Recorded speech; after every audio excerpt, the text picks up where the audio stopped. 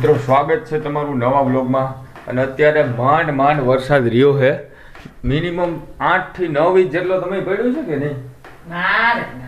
કાલે હાઈનો ચાલુ છે આમનામ કન્ટિન્યુ. અત્યારે સવારે કેવો આવ્યો? સવારે કેવો આવ્યો? 8 થી 9 ઇંચ આરામથી મિત્રો છે ને વરસાદ પડી જ ગયો હોય છે, મને એવું લાગે જ છે. કારણ કે અમારે અહીંયા એવું છે કે જો અમે જે આ નીચાણ વાળા એરિયામાં રહીએ ને તો અમારે મિનિમમ 15 ઇંચ એક ધાર આવી જાય ને તો લગભગ અમારા ઘરમાં પાણી ગરી જાય, કોઈ 100% ગરી જાય ને મમ્મી.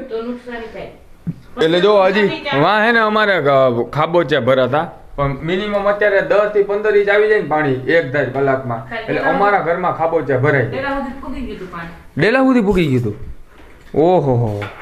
તો મિત્રો વધારે વરસાદ આવે અમારે ઈ વાંધો છે, કારણ કે ઓમ અમારે એકને વાંધો, પણ ઓમ જોકે સારું જ છે, વરસાદની સિઝન છે તો વરસાદ આવવો જ જોઈએ, કારણ કે ગરમી પણ એટલી પડી એટલે સામે વરસાદ પણ આવે ને તો આમ સારું. અને બીજી વસ્તુ હું તમને એ કહેવા માંગુ કે મારી મમ્મી મને કહે ને, હમણાં મારે ખાવામાં એ જ દાખલો થયો કે હું ખાતો હતો ને તો મારા ખાવામાં ને શાકની અંદર વાળ આવ્યો. તો વાળ આવ્યો ને તો મારા મમ્મી કહે હે ને ભાઈ આ જે શાકની અંદર વાળ આવે ને એ ખરાબ કહેવાય. મેં શું કરવા? તો કે એ પિતૃદોષ કહેવાય. હવે પિતૃદોષ શું કરવા કહેવાય ભાઈ? મહારાજ જે એમ કહે છે શું કહે? વારંવાર તમારા વાળ આવે, હા, વારંવાર તમારા વાળ આવતા હોય ને તો પિતૃદોષ હોય એમ. એટલે મિત્રો ખરેખર આ વાત સાચી છે? તમે મને કોમેન્ટમાં જરૂર કહેજો. ખબર મહારાજ જી કે મને કાંઈ અનુભવ નથી જાજો. આ તો કે છે હું પ્રમાણ તને કહું છું એમ, મને બહુ ખબર નથી. તો મિત્રો તમે કોમેન્ટમાં જરૂર કહેજો મને, કારણ કે શું આપણે ખાવામાં આપણે વાળ આવતો હોય, મારે તો શાકમાં આવ્યો. ઘણી ફેરી એવી વસ્તુ કે અમે ભાખરી ખાતા હોય તો ભાખરીમાં અંદર વાળ આવે, બીજી વસ્તુ રોટલીમાં અંદર વાળ આવે. તો શું આપણે જે ખાતા હોય ને એમાં વાળ આવે તો શું આ પિતૃદોષ કહેવાય? આ ખરેખર કહેવત સાચી છે.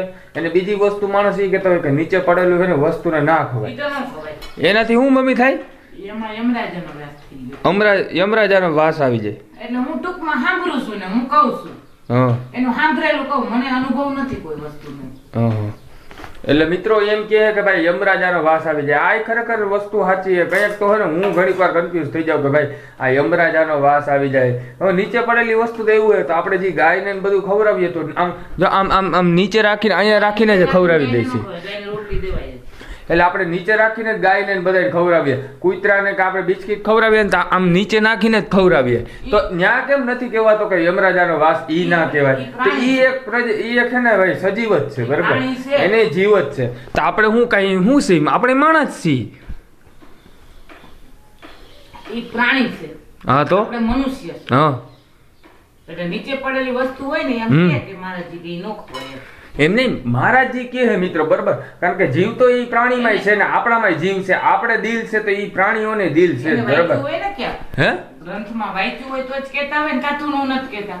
અરે ઈ બધી વસ્તુ સાચી, હું નકારતો નથી, પણ આ વસ્તુ હું એક એવું છે ને ડિસિઝન કહું છું કે ભાઈ જો આપણે પ્રાણીઓને કૂતરાને આપણે બિસ્કિટ નાખીએ, કાંઈ રોટલી દઈએ તો આમ નીચે મૂકીને કરીએ ઈ, બરાબર? તો એ એક નીચે પડેલી વસ્તુ જ છે ને, તો ઈ એને કેમ આપણે ખવડાવીએ? હાથ હાથ કેમ નથી ખવડાવતા? હે પણ આપણે તો એને હાથો હાથ નથી કેમ ખવડાવતા મિત્રો? જોજો એને હાથ નથી, રોટલો કૂતરાને જ આપ્યો તો ભગવાને. હા તો માણસને શું કીધું મારા પાસે તો હાથ પગ છે નહીં, 4 પગ જ છે. હા તો તમે કૂતરા કે મનુષ્યને રોટલો આપો ઈ મને બનાવીને નાખશે કે.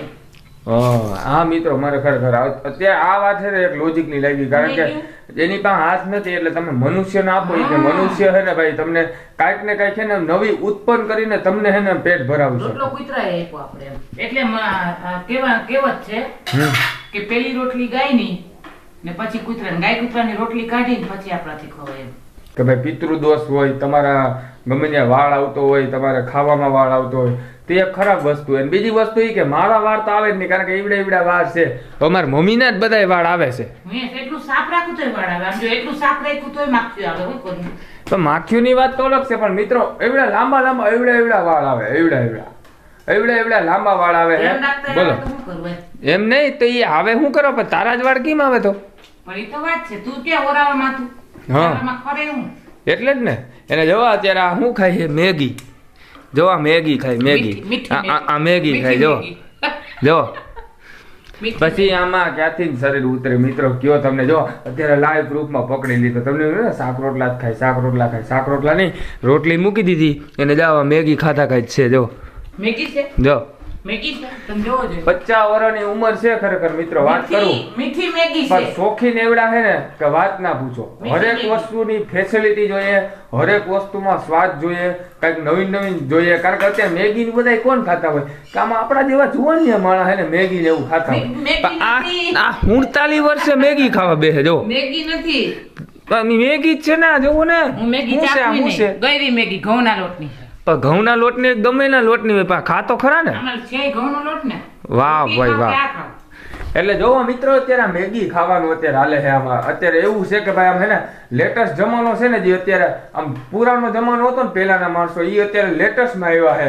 અને લેટેસ્ટ તો લેટેસ્ટ જ છે, કારણ કે અમે કોઈ તો બદલતા નથી, અમે તો મેગી હાલતા ને ચાલતા ખાઈએ. આ કલી પ્રમાણ રહેવું જ પડે, એમાં જ મજા છે. વાહ ભાઈ વાહ. ઈ 100% ની વાત કરી, કારણ કે મિત્રો તમે જે આમ પરિસ્થિતિ હાલતી હોય, જે આમ કળિયુગ હાલતો હોય કે ભાઈ આ વસ્તુ છે, તો હવની આ જો તો મજા આવે. બધાની માણસની એને અલગ અલગ ફેસિલિટી હોય, અલગ અલગ મનોરંજન હોય, તો બધાને મજા આવે. કોકને કપડાનો શોખ હોય, કોકને કપડાં પહેરવાનો શોખ હોય, તો એની રીતના પહેર્યા રાખો, મોજ કરો તો મજા આવે એના જેવું. તો તમને મિત્રો અમારો વ્લોગ કેવો લાગ્યો કોમેન્ટમાં જરૂર બતાવજો. અને જો અહીંયા હુંડી મેગી ખાવાનું ચાલુ જ કરી દીધું છે. તો અમે મળીએ નવા વ્લોગમાં. તમે ચેનલ પર નવા હોય તો સબસ્ક્રાઇબનું બટન જરૂરથી મારી દેજો. અમે મળીએ નવા વ્લોગમાં. Bye bye.